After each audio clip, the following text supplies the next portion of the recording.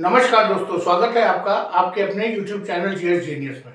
जैसा कि आप स्क्रीन पर देख रहे हैं, घटना चक्र दृष्टि जो कि करंट अफेयर्स की वार्षिकी आती है, ईयरली मैगजीन आती है, उसमें पूरे वर्ष भर के जो इम्पोर्टेंट फैक्ट्स हैं उनका संकलन रहता है। उसी मैगजीन से आज हम आपके समक्ष जो महत्वपूर्ण अंतर्राष्ट्रीय स्थल हैं उनको आपके समक्ष प्रस्तुत करेंगे।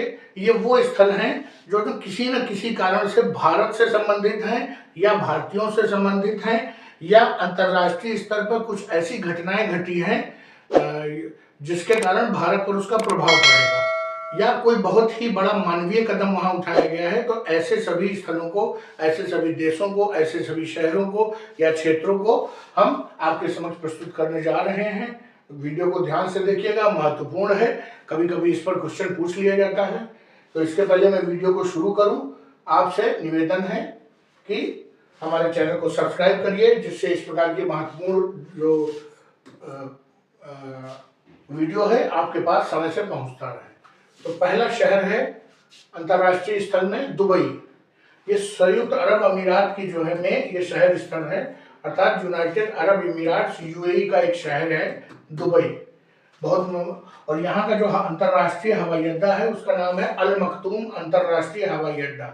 इसके विस्तार को मंजूरी दी गई है और एक बार विस्तार होने के बाद ये विश्व का सबसे बड़ा हवाई अड्डा बन जाएगा। तो इसका मतलब आप समझ सकते हैं कि दुबई को पर्यटन हब के रूप में डेवलप करने की योजना है, जिससे अधिक से अधिक लोग वहां पर आए और आवागमन में कोई कठिनाई ना हो। अगला जो जगह है वो है अलबामा। ये एक अमेरिका का यूएसए का प्रांत है अलबामा, और यहाँ पर जो होलमैन जेल है, यहाँ नाइट्रोजन गैस का उपयोग करके मौत की सजा देने की पहली घटना हुई है। देखिए क्या क्या कर रहे हैं अमेरिका वाले।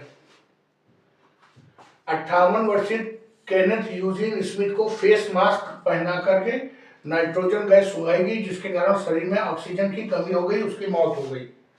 वैसे तो हम जो हवा हम जो है श्वसन में लेते हैं उसमें 70% से आसपास नॉर्मली नाइट्रोजन होती ही होती है, लेकिन अगर ये जो मात्रा है इसको बढ़ाकर 98 to 99% कर दिया जाए तो जो हमारी कार्बन डाइऑक्साइड और जो ऑक्सीजन और अन्य गैसें हैं वो जाना बंद हो जाएंगी, जिसके कारण हमारी रेस्पिरेशन की प्रक्रिया प्रभावित होगी और हमारे सेल्स को ऑक्सीजन नहीं मिल पाएगी, ब्रेन को ऑक्सीजन नहीं मिलेगी, हार्ट को ऑक्सीजन नहीं मिलेगी।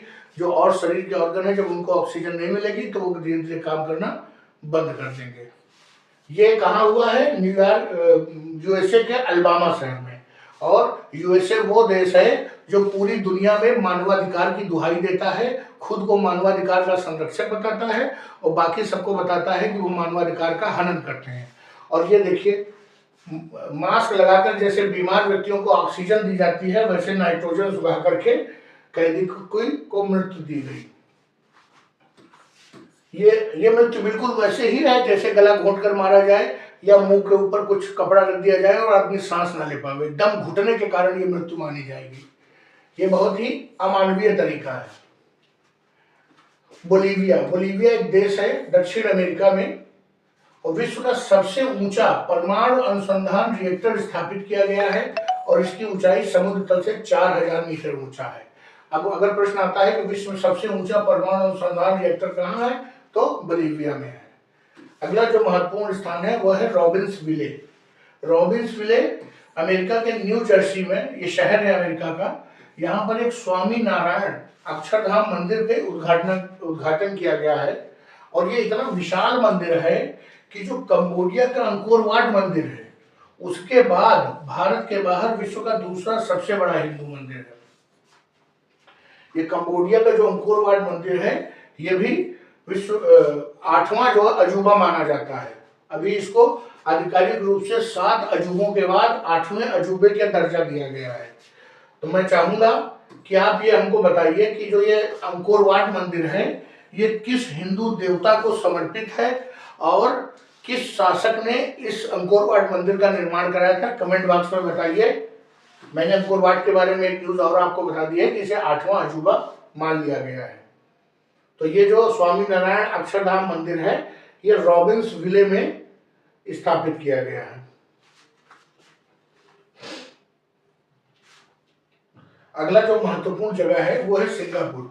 केंद्रीय मंत्री पीयूष गोयल द्वारा यहाँ इन्वेस्ट इंडिया का कार्यालय का उद्घाटन किया गया है, जिससे देश में इन्वेस्टमेंट को आकर्षित किया जा सके। विदेश मंत्री मॉरिशस में विदेश मंत्री एस जयशंकर ने भारत के पहले विदेशी जन औषधि केंद्र का उद्घाटन किया है। आपको भी जन औषधि केंद्र में जो राष्ट्रीय स्थल था उसमें जो देवघर जो जहाँ एक महाज्योतिर्लिंग है बाबा बैजनाथ, वहां पे एम्स में 10,000 में जो जन औषधि केंद्र का उद्घाटन किसने किया था? मोदी जी ने। और मॉरिशस में जो देश का पहला जो जन औषधि केंद्र जो देश के बाहर है उसका उद्घाटन किसने किया है? एस जयशंकर जी ने किया है मॉरिशस में। अब ये भी होने लगेंगे और देशों में भी धीरे धीरे जन औषधि केंद्र खोले जाएंगे। बांग्लादेश में कोलंबो सुरक्षा कॉन्क्लेव का 5वां पूर्ण सदस्य बन गया है। इंडोनेशिया के वैज्ञानिकों द्वारा देश के सुलावेसी द्वीप के लेयांग करमपुआंग की चूना पत्थर की गुफा में सबसे पुरानी ज्ञात गुफा की खोज हुई है। अब ये ज्ञात गुफा जो ये पेंटिंग वाली है, ये खोज तो यहाँ हुई है इंडोनेशिया में, लेकिन अगर भारत में जो शैल चित्र हैं, जो गुफाओं में चित्र बने हैं, अगर उनके ऊपर प्रश्न आ जाता है तो ये मत समझिएगा कि कहीं पता नहीं कहां से पूछ लेते हैं। यहां से इसको लिंक करिए कि इंडोनेशिया में ज्ञात गुफा पेंटिंग की खोज हुई है, तो भारत के जो 4-6 स्थल है जहां पर ये गुफा पेंटिंग है उसको एक बार देख लीजिए। अगला जो स्थान है तजिकिस्तान। इस देश में हिजाब और अन्य धार्मिक परिधान पर प्रतिबंध लगाने का कानून पारित हो गया है, जबकि तजिकिस्तान एक मुस्लिम देश है। अगला है तामजा ब्लू होल। युकाटन प्रायद्वीप के दक्षिण पूर्व हिस्से में चेतुमल खाड़ी में विश्व के सबसे गहरे ज्ञात ब्लू होल तामजा की खोज कर ली गई है। ये तामजा क्या है? एक ब्लू होल है। अगला पॉइंट देखते हैं, कच्चा तीबू द्वीप।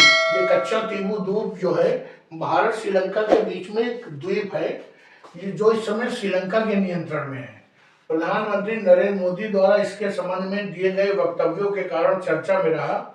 वह ये था कि जब अभी हमारे लोकसभा के चुनाव थे तो जब प्रधानमंत्री नरेंद्र मोदी जी ने राहुल गांधी पर आक्षेप लगाया तो राहुल गांधी की दादी श्रीमती इंदिरा गांधी की एक गलती को याद कराया। गलती को ये याद कराया कि 1974 तक जो कच्चा तीबू द्वीप है ये भारत के कब्जे में था और श्रीलंका इस पर अपना क्लेम करता था।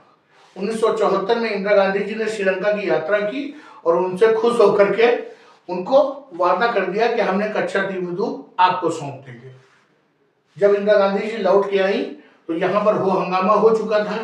विपक्ष ने आवाज उठाई कि आप कैसे देश की किसी भी टेरिटरी को किसी को भी अधिकार नहीं है कि वो इस प्रकार सौंप सके, और अगर सौंपने का कोई तरीका है तो वो है कि दोनों संसद से पास होगा, राष्ट्रपति से जो है साइन होंगे, उसके बाद ही जो है इस प्रकार का कदम उठाया जा सकता है। लेकिन इंदिरा गांधी जी ने अपनी मनमानी करते हुए अकेले अपने डिसीजन से, इवन उसमें कैबिनेट का भी डिसीजन नहीं था, उस द्वीप को श्रीलंका को सौंप दिया। जब ये लोगों को लगा कि गलती हो गई है और अगले दिन ये लोगों ने प्रयास किया कि उस द्वीप को देखा जाए कहाँ है, तो मालूम चला कि इधर इधर हम हंगामा कर रहे थे और उधर श्रीलंका ने कच्चा द्वीप पे कब्जा कर लिया है। इसका मतलब अब कुछ नहीं हो सकता। अगर उस समय प्रयास किया जाता कि जबरदस्ती श्रीलंका से वो लिया जाता तो पहली बात तो देश के प्रधानमंत्री की बेइज्जती होती, उनके डिसीजन की बेइज्जती होती। दूसरा बात ये एक इंटरनेशनल इशू बन जाता कि हम एक छोटे से देश को दबा रहे हैं अपने पड़ोसी को। इसके कारण है क्या कि इस समय हमारा एक महत्वपूर्ण द्वीप जो स्ट्रेटेजिक लोकेशन पे है वो श्रीलंका के कब्जे में है। अब ये विवाद क्यों है कच्चा तीबू पे? क्योंकि श्रीलंका कच्चा तीबू द्वीप को चीन को सौंपने जा रहा है और चीन वहां पर अपना नेवल बेस बनाएगा, और किसके मुकाबले में? लक्षद्वीप से मुकाबला करने के लिए वहां पे एक नेवल बेस बनाएगा और भारत को घेरने का प्रयास करेगा। अगर श्रीलंका इस द्वीप को चीन को सौंप देता है तो भारत की जो जल सीमा है वहां से मात्र कुछ 100-200 किलोमीटर की दूरी पे ही चीन हमारे सिर पर आके खड़ा हो जाएगा और हमारे लिए मुसीबत का कारण बनेगा। कहने का तात्पर्य है कि कभी कभी जो देश का नेतृत्व है वो बिना सोचे समझे डिसीजन लेता है और आने वाली पीढ़ियां उसके डिसीजन को का नुकसान भुगतती है। अगला देश है फ्रांस। यह देश गर्भपात को संवैधानिक अधिकार का दर्जा देने वाला विश्व का पहला देश बन गया है। अल्जीरिया। इस देश में अफ्रीका की सबसे बड़ी मस्जिद और विश्व की तीसरी सबसे बड़ी मस्जिद का उद्घाटन हुआ। अगला देश है कैमरून। यह अफ्रीकी देश के बच्चों में मलेरिया के खिलाफ नियमित टीका कार्यक्रम शुरू करने वाला पहला देश बन गया है। अर्थात कैमरून वो पहला देश है जो अपने देश के बच्चों के लिए मलेरिया के खिलाफ नियमित टीकाकरण कार्यक्रम शुरू करेगा, क्योंकि अफ्रीकन कंट्रीज में मलेरिया से होने वाली मौतों की संख्या बहुत ज्यादा होती है। अगला जो शहर है सेरगी। फ्रांस के इस शहर में तमिल कवि और दार्शनिक तिरुवल्लुवर की प्रतिमा का अनावरण किया गया है। फ्रांस के एक जो है साहित्यकार, कवि और एक दार्शनिक है तिरुवल्लुवर, जिनकी रचनाएं तमिल भाषा के जो है उनके लेजेंड्स हैं, उनके जो साहित्य हैं, उनकी जो प्रतिमा का अनावरण कहाँ किया गया? सेरगी, फ्रांस का एक शहर है। मित्रों, जो इंटरनेशनल जो प्लेसेस जो भारत के संदर्भ में इम्पोर्टेंट थे, उन सबको मैंने यहाँ पर कवर करने का प्रयास किया है और करीब 20-25 प्लेसेस हैं जो महत्वपूर्ण हैं, उनको मैंने आपको बता दिया है। अगर एक बार में कॉन्फिडेंस ना आए तो एक से अधिक बार, 2 बार भी आप इस वीडियो को देख लीजिए। छोटा सा वीडियो है, लेकिन ये जगह महत्वपूर्ण है भारत के संदर्भ में और कोई ना कोई क्वेश्चन बन सकता है इन पर, इसलिए मैंने आपके समक्ष प्रस्तुत किया। वीडियो को समाप्त करता हूँ। आपसे रिक्वेस्ट करता हूँ कि चैनल को सब्सक्राइब करिए। अगर हमारा प्रयास अच्छा लगा हो, ऐसा लग रहा हो कि हम आपके लिए मेहनत कर रहे हैं, तो वीडियो को लाइक करिए और हमारे उत्साहवर्धन के लिए कमेंट्स में 2 शब्द जरूर लिखिए। चलिए मित्रों, धन्यवाद।